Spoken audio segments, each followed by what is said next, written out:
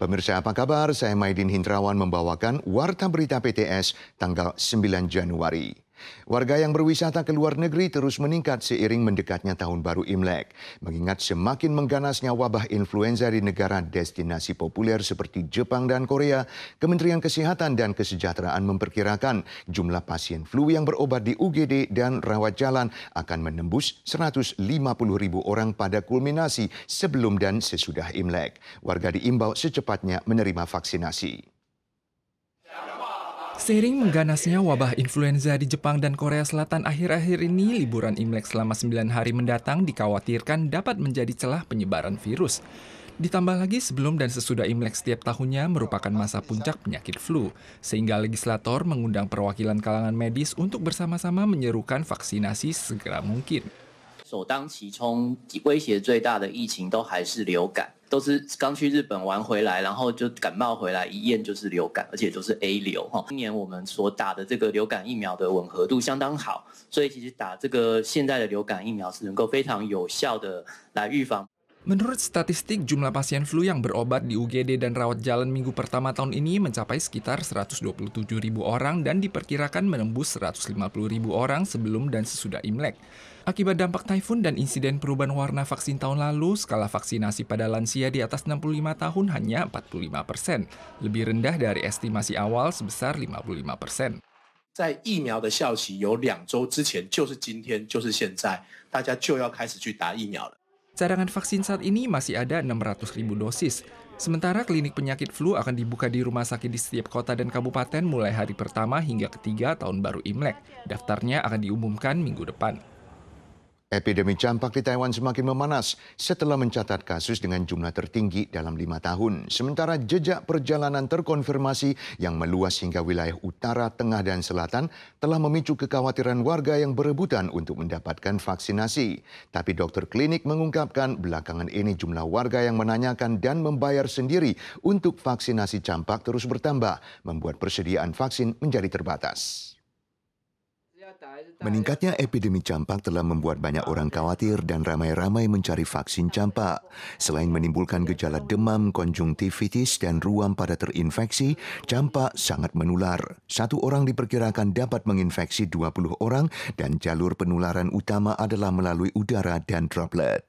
Penerima vaksin campak untuk publik mencakup bayi yang baru lahir, staf medis berisiko tinggi, dan warga berusia 20 hingga 45 tahun yang efek perlindungan vaksin yang diterima pada masa kanak-kanak telah memudar. Sementara untuk vaksin bayar sendiri hingga kini masih tersedia 27.000 dosis. Dokter menyerukan warga selain mendapatkan vaksinasi juga harus rajin menjaga kebersihan tangan. Setelah kasus keracunan makanan dilaporkan terjadi di restoran In Paradise cabang Breeze Center Xinyi, Departemen Kesehatan Kota Taipei kemarin memperluas pemeriksaan terhadap restoran Sunrise dan Eat Together yang sama-sama berada di bawah naungan grup perusahaan Feast Together dan menemukan kondisi kebersihan di kedua restoran tadi tidak sesuai peraturan. Pihak restoran telah diminta melakukan perbaikan sebelum tanggal 11 Januari. Kasus keracunan makanan pada restoran In Paradise cabang Breeze Center Xinyi terus bertambah, mencapai total 32 orang. Pelaku usaha akan didenda $3 juta karena telah diperintahkan berhenti beroperasi tanggal 7 namun masih tetap buka pada malam harinya. Departemen Kesehatan juga memperluas cakupan pemeriksaan terhadap restoran Sunrise yang berada di bawah naungan grup perusahaan Feast Together. Saat melakukan inspeksi, Departemen Kesehatan menemukan dinding area makanan dingin, peralatan di area hidangan matang, dan bagian belakang mesin dispenser es tidak bersih. Bukan cuma itu, di restoran Eat Together cabang Xinyi juga ditemukan kipas dalam gudang penyimpanan tidak bersih. Sedangkan pada cabang Q Square, rak sisi dalam lemari es tidak bersih dan dipenuhi embun beku. Saringan di bawah sashimi juga tidak bersih. 以上均要求于1月11日前改正完毕，其届复查如仍不符合规定，将依违反食安法第8条及第44条处6万到2亿元罚锾。 Perusahaan Feast Together menanggapi bahwa restoran In Paradise cabang Breeze Center Xinyi telah menghentikan operasi untuk sementara sejak 8 Januari dan akan bekerja sama sepenuhnya dengan Departemen Kesehatan untuk menjalani prosedur pemeriksaan.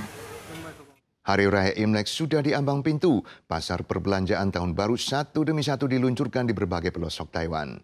Salah satu darinya, Festival Budaya Kuliner Desa Veteran dibuka di kota Tainan hari ini, menyajikan hidangan khas desa veteran dan berbagai bahan makanan kering yang unik, menghadirkan suasana tahun baru berturut-turut 5 hari.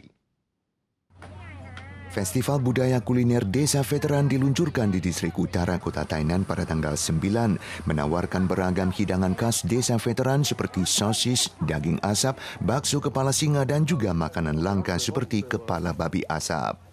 Tidak hanya di Tainan, pasar perbelanjaan tahun baru Kaohsiung yang paling terkenal di Sanfeng Central Street juga ramai dipadati warga. Seiring mendekatnya tahun baru Imlek, pasar-pasar tahun baru dapat ditemukan di berbagai pelosok, menawarkan makanan khas dan memenuhi kebutuhan tahun baru masyarakat. Indonesia resmi menjadi anggota BRICS ke-10 pada pekan ini. Tiongkok yang berperan penting dalam prosesnya menyampaikan sambutan hangat pada Indonesia yang telah mengklaim bahwa ini adalah tonggak sejarah bagi Jakarta untuk berpartisipasi aktif dalam isu global. Menurut analis, ini mungkin mencerminkan perubahan dalam kebijakan diplomasi Indonesia. Indonesia resmi menjadi negara anggota BRICS tanggal 6. Istilah BRICS pada mulanya dikemukakan oleh Goldman Sachs Group tahun 2001. Brazil, Rusia, India, dan Tiongkok yang perekonomiannya dinilai berkembang pesat saat itu diyakini akan menjadi ekonomi utama di dunia. Nama keempat negara ini kebetulan disingkat menjadi BRIC, sehingga lahirlah istilah negara kuartet BRICS, yang kemudian berkembang menjadi organisasi internasional beranggotakan negara berkembang. Mesir, Iran, dan Uni Emirat Arab diundang bergabung tahun 2023 dan jumlah anggota saat ini telah bertambah menjadi 10 negara setelah bergabungnya Indonesia. 成立近20年来，金砖国家人口超世界总人口的近1半，经济总量占比超30%，对世界经济增长的贡献率超过50%。 Pemerintah Indonesia menyatakan hal ini merupakan tonggak sejarah baru untuk berperan aktif dalam permasalahan global dan akan meningkatkan kerjasama dengan negara berkembang lainnya. Sementara kalangan bisnis di Indonesia juga menyambut hangat hal ini. Pada KTT bulan Oktober tahun lalu, negara anggota mengajukan gagasan untuk menciptakan sarana pembayaran finansial baru dengan menggunakan metode lain selain dolar Amerika. Hal ini mendapat dukungan dari negara-negara seperti Brazil dan India. Sistem pembayaran yang bernama BRICS Bridge ini akan dirampungkan dalam waktu 1 tahun. Namun banyak pejabat negara barat khawatir sistem ini mungkin digunakan untuk menghindari sanksi internasional sehingga akan berdampak pada tatanan sektor finansial global. Pemirsa, sekian warta berita dari BTS. Kita sua lagi di lain kesempatan. Sampai jumpa.